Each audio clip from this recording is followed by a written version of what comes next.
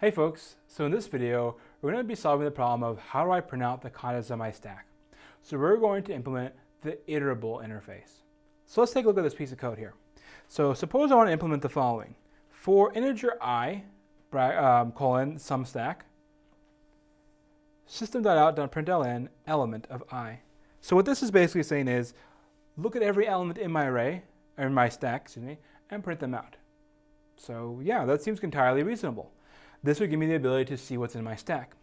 The problem is that this is very special syntax, and if you try to use this right now on the stack we've already implemented, you'll just get an error that says it won't compile because it doesn't have an iterable implementation.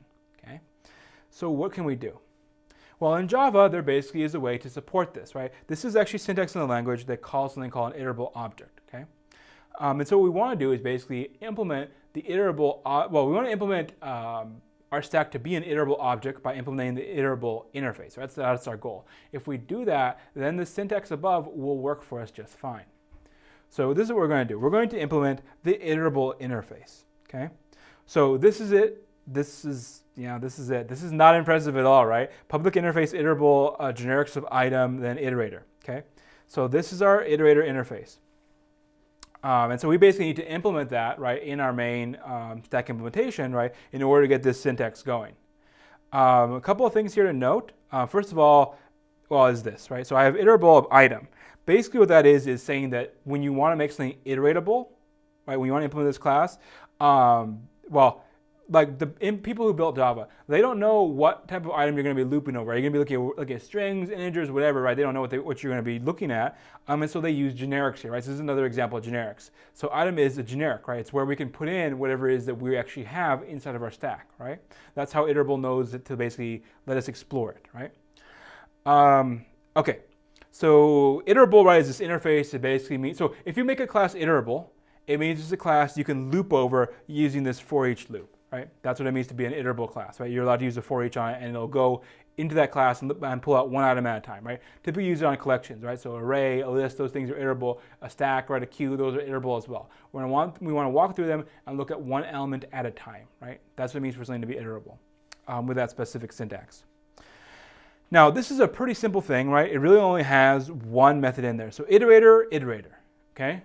So iterator basically is the name of another type, right? This is actually another class/interface we have to deal with, right? We actually have to implement that as well, right? This is a type, right? It's in blue. This in black is the name of a function, right? So we have basically a method. We have a method called iterator that returns an object of type iterator, right? That's how this line reads. So basically it's some other's idea that if you implement the iterable interface, that means you know how to build an iterator, right? Because it can just call this iterator function and returns an iterator object. That's how it works.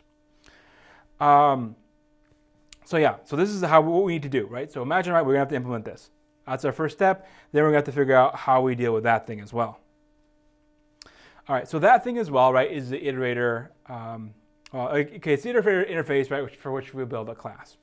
Okay, so the job of an iterator is basically to go through a collection one by one and take out each of the elements and let somebody else see them, right? So we had that loop there to print out everything. The iterator's job is to reach in and grab the first thing, then the second thing, third thing, fourth thing, fifth thing, right? It's kind of a looping mechanism, right? It wants to basically present you with each of the things in that collection one at a time and in order, okay? So that's the idea of what an iterator needs to do.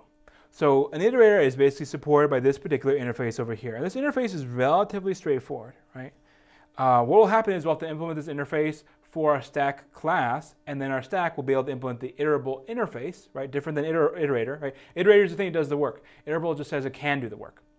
We'll implement it, right? Put it into our stack class, and that'll get us the ability to use that one loop. So what do we need to do here? This is the interface that defines what an iterator is. So it has three different components. It has next, next, and remove, right? Those are the three different parts of this interface. So has next is basically a way to check, is there anything left in this collection, right? Do I have work to do, right? Is there something left, right? It's a Boolean. Do you have anything left to show me or not? Makes sense. Okay, what else do I have? I have a next. So next is basically, once I know that I have a next, right? I call has next. I can call next. Next returns me the next object in this collection, right? The next thing that I'm iterating over, right? It returns me the next thing, and then it kind of internally means you advance and move forward, look at the next thing, right? So move forward by one. Pull something out, advance forward, right? All right, last thing I have is remove. So remove is supposed to be the way that you use an iterator to remove an element. So let's say you're iterating over something, you want to just delete something, you call that remove from iterator. That we don't really need here, right? That's actually would be unsafe for us to implement. All right, so those are the three basic things. We want to build a class that supports these three different methods over that stack interface, right? Or that's over that stack class that we're building, right? To explore different elements in it. All right, so that's iterator. So how do we actually implement this? So here we go. This is it. So this is our stack class, and our stack class, which I'm now just calling stack, right? So it's using that generic still item, okay? And it's implementing now the iterable interface, right, with that generic item, right? So basically, we have a stack of items. That means we're iteratable over items, right? Those have to be, there has to be a match there. Those have to be the same word, right? That type has to match up. So stack of item implements iterable of item. Okay, so we have that. Okay, so what changed? This ellipses here is basically all the code from before, right? So the last full version we talked about, everything is the same stuff. So what changes? First of all, I got to add a new method. Because I'm implementing the iterable interface, I have to implement this over here, right? This is the method that interface requires. So private iterable object iterator, right?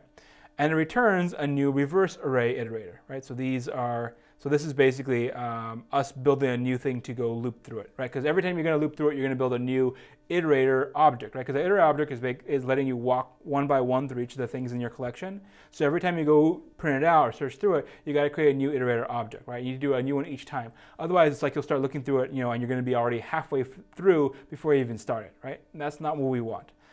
So we're still at this point here where we have to basically create this new iterator object every time we want to look through the collection. Okay, so moving along, we have here our private class reverse array iterator. That bit in there. This is it's an inner class, right? Notice that's nested inside of this one, right? So I don't have another file or anything like that. It's literally nested inside of my stack file because, oh, hey, the only person that can ever use this is stack, right? I don't need the outside world to see it. This is the only place it's going to possibly need, right? It's only going to be possibly needed inside of stack. So I have my reverse array iterator. And notice again it implements iterator, right? And I have this object that matches, right? So I have to have objects all the way, item all the way down, right? Because they're all going to be using the same thing, right? Whatever that stack is storing, the iterator should be storing as well. Okay, so that's got to be the same. All right, so inside, what do I have? I have a variable called I. So I is basically a copy of n. Because if you think about it, imagine you're looping through your array. You want to go and look at things one at a time. You need to know how many elements are in there so you know how many things to print out, right? How many things to present to the programmer, right? So we're going to have to basically have this variable called I that's a copy of n. And I is going to basically track how many things you've looked at so far when looping over this collection, right? Or looping over this stack. That's what I is going to be.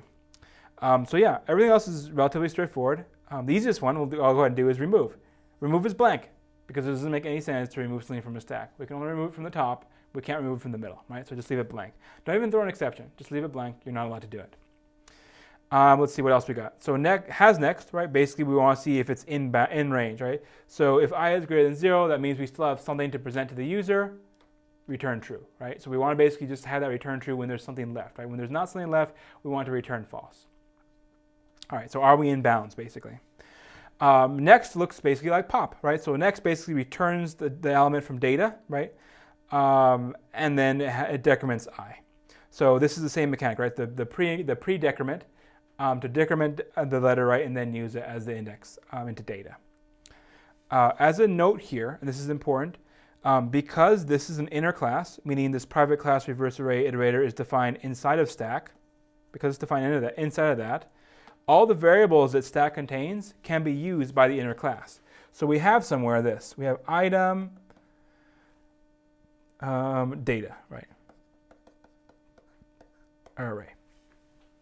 So we have that array. I think my brackets are in the wrong place. I have my array inside of my outside stack class, and that array, right, is basically available, right? So I'm allowed to use this word data here because it's defined inside of this scope, right? So the scope of a class has everything inside of it. Well, the variables inside of it, also inside of it is this particular, this particular inner class, right? So this inner class can see the variables of the outer class, right? So we're allowed to use data just fine.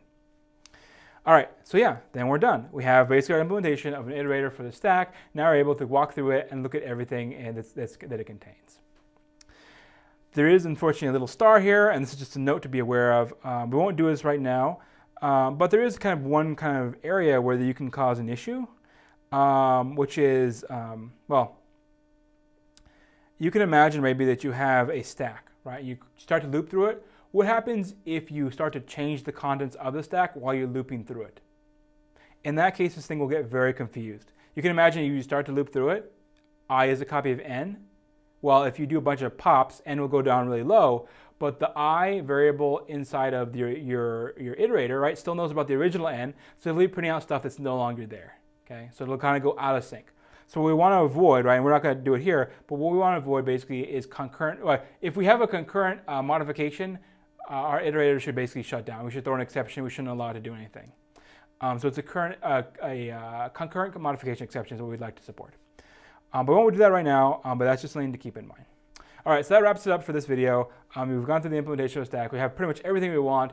In the next video, we'll just spend a little bit of time to talk about the performance of the entire ADT, or the entire stack.